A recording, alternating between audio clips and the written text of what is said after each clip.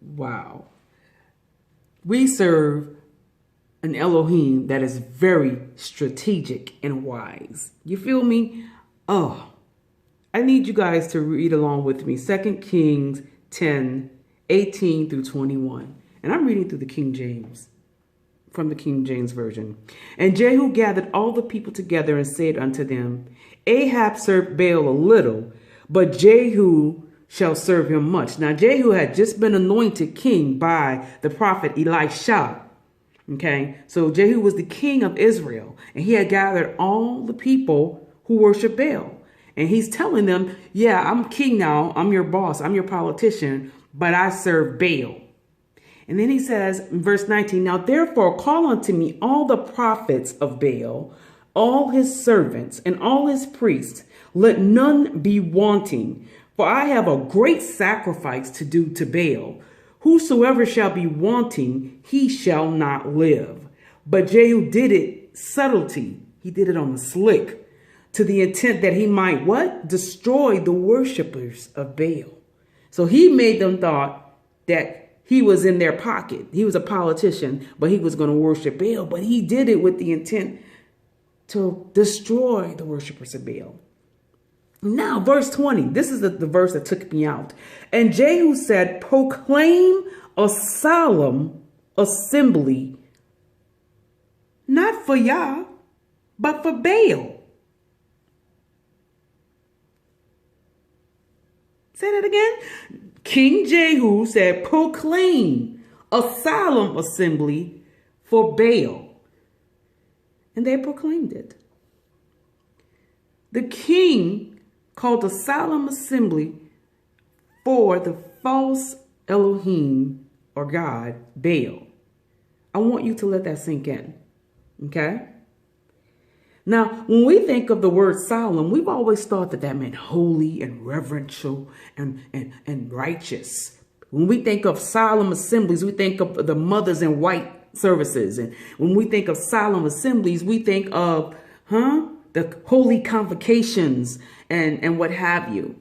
But here, the king called a solemn assembly unto Baal. Verse 21, and Jehu sent through all Israel, and all the worshippers of Baal came, so that there was not a man left that came not. And they came into the house of Baal, and the house of Baal was full from one end to another. Now, due to time, because you guys don't have any attention span, I'm not going to read the entire chapter. You go read it for yourself. But Jehu slaughtered every prophet of Baal at a solemn assembly. Do you understand what that means? The Most High Yah had instructed Jehu to call a solemn assembly. And it may not have been YAHUAH. It just may have been him. Who knows? But he called a solemn assembly, and he made sure to call it a solemn assembly so that the people can be duped into believing that this was something holy and this was something right. Not unto the Most High Yah, but unto Baal. And he did it so that when he got them all in one place, in one accord, he did it so that he can slay them all. Now, the chapter before that is when he slaughtered Jezebel, and he slaughtered the sons of Ahab. So all of Ahab's house, he had like 60 or 70 sons.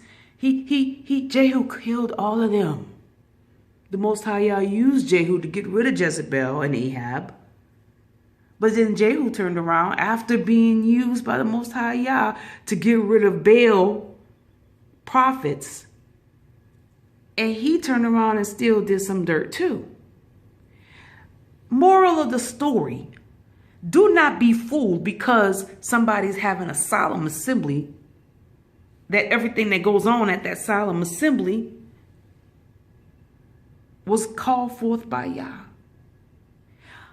The enemy knows how to call forth solemn assemblies too. The enemy knows how to have church too. The enemy knows how to have conferences and convocations.